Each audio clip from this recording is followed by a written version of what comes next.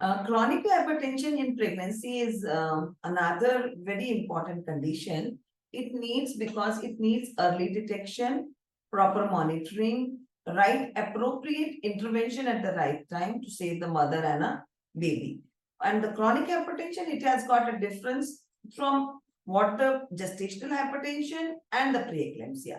Normally, the hypertension is defined as a systolic blood pressure more than 140 and diastolic blood pressure more than 90 millimeters of mercury.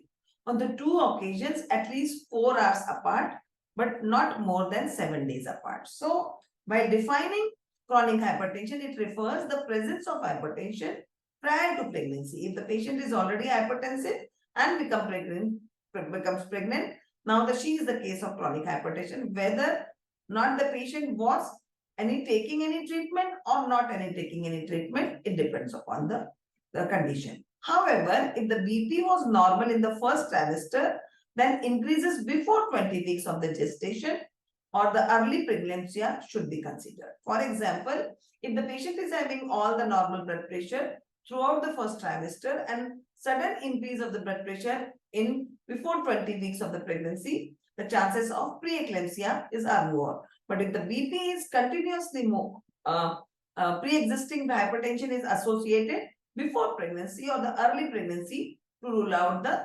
secondary or the potentially curable hypertension and to evaluate the evidence of the target organ damage. So, most women with the chronic hypertension have essentially primary hypertension number 1 and up to 10% of the women have a secondary hypertension most commonly due to the chronic kidney diseases. Other causes may include the renal artery stenosis or any underlying endocrinopathy such as primary hyperaldosteronism, pheochromocytoma or the Cushing syndrome. They can be causative agents for the secondary chronic hypertension. Baseline evaluation should include serum analysis of the creatinine, then electrolytes, uric acid, liver enzymes, platelet count, and the urinary protein estimation is important to differentiate it between the preeclampsia and the chronic hypertension. Now, these values can be used in a comparison for the superimposed preeclampsia is suspected later in a pregnancy. Along with these tests, the left ventricular function should be assessed in a woman with severe hypertension of more than 4 years duration, either by electrocardiography or echocardiography. That's another important point. If the patient is already having the blood pressure for last 4 years, ECG or the echo is important.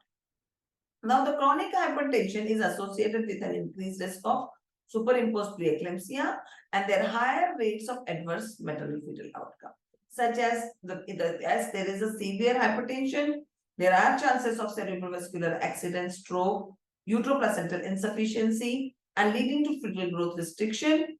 Placental abruption is one of the things, and the stillbirth is almost can be the chance of this. Now, the pharmacologic treatment for the mild hypertension has not been shown to improve the pregnancy outcome.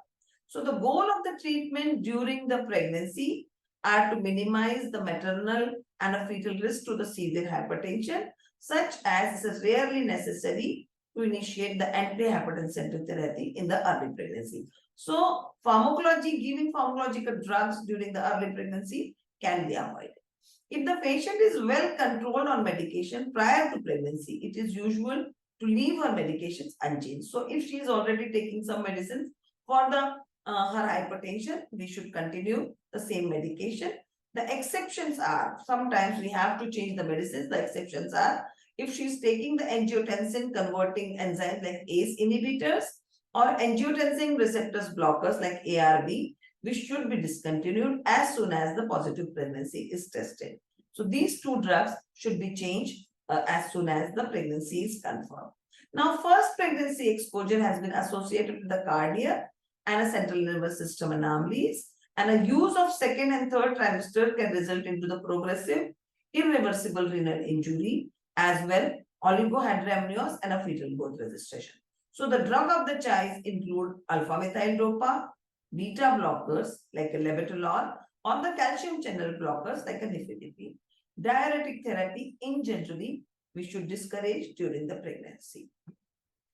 Now, in the absence of maternal and organ maternal and organ damage, treatment is not recommended if the systolic blood pressure remains less than 160 and diastolic less than 105.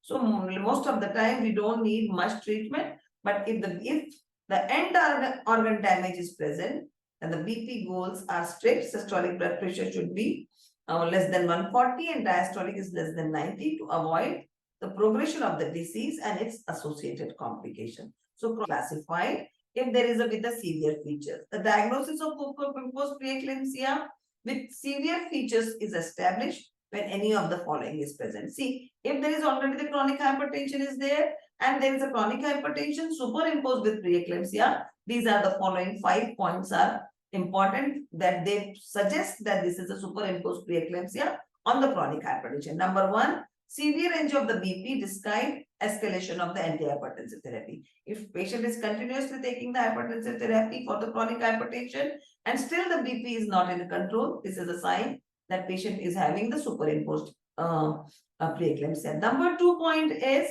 if the patient is having the platelet count is less than 1. So 100,000. So this is another indicator for the superimposed preeclampsia. Third, then there is an elevated liver transaminase or twice normal concentration. So this is another indication. Then the new or the onset worsening the renal insufficiency, that's a serum creatinine level is more than 1.1, or there is a doubling of the creatinine in the absence of other renal disease.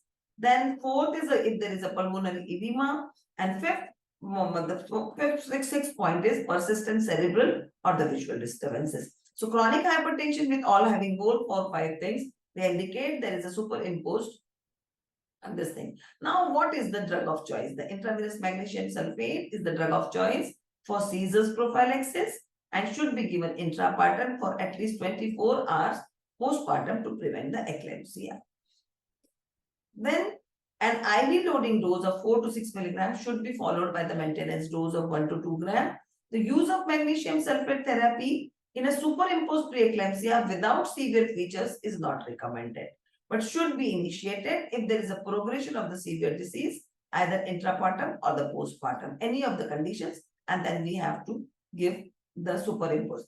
Now, delivery is the only effective treatment of the superimposed preeclampsia.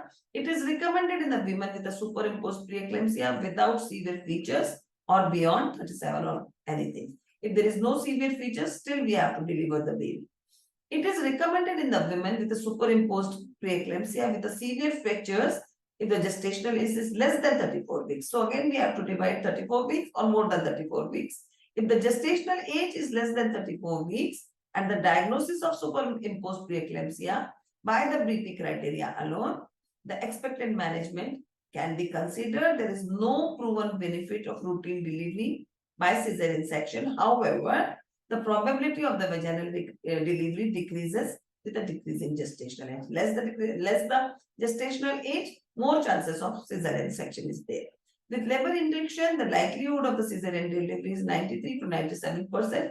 If there is a chronic hypertension with a superimposed preeclampsia, if this is less than 28 weeks, 53 to 65% between 28 to 32 weeks, 31 to 38% when the 32 to 34 weeks, and preeclampsia and its complication always resolve following delivery within the exception of the stroke. Now, diuresis more than 4 liters per day is the most accurate clinical indicator for resolution, and fetal prognosis depend upon largely on the gestational age of the delivery. In chronic hypertension, we need a correct, good history and evaluation of the patient.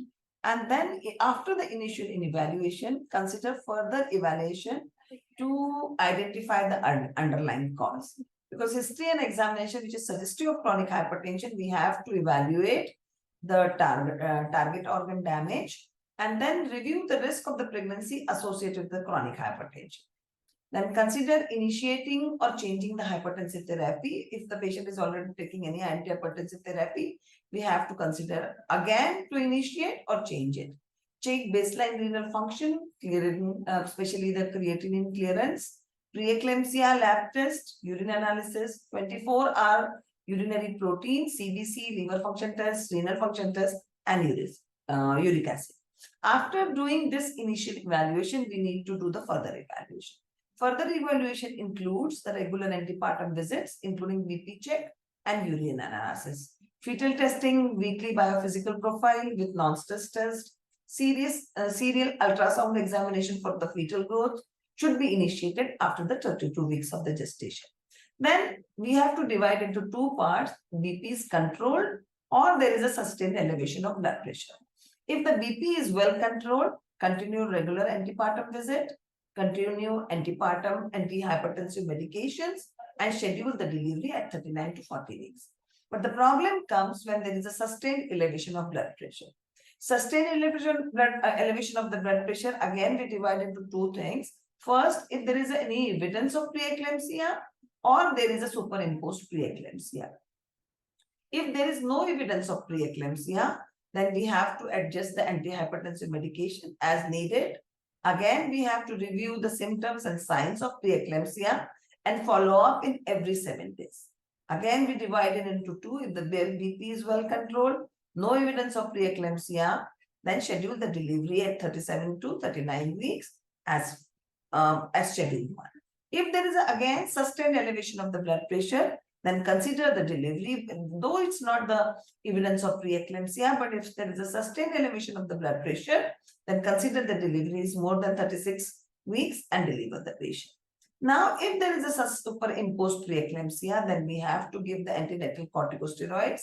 If indicated, neonatology consultation is important if needed. Consider MFM consultation is also important. Then the seizure prophylaxis, if indicated. Minimal testing should include the twice weekly preeclampsia labs, maternal weight, and the fetal testing. Deliver for the severe preeclampsia at 34 weeks earlier if necessary, and deliver for mild preeclampsia, we can wait till 37 weeks and deliver the baby. So the chronic hypertension, this is the algorithm which is needed. Thank you so much.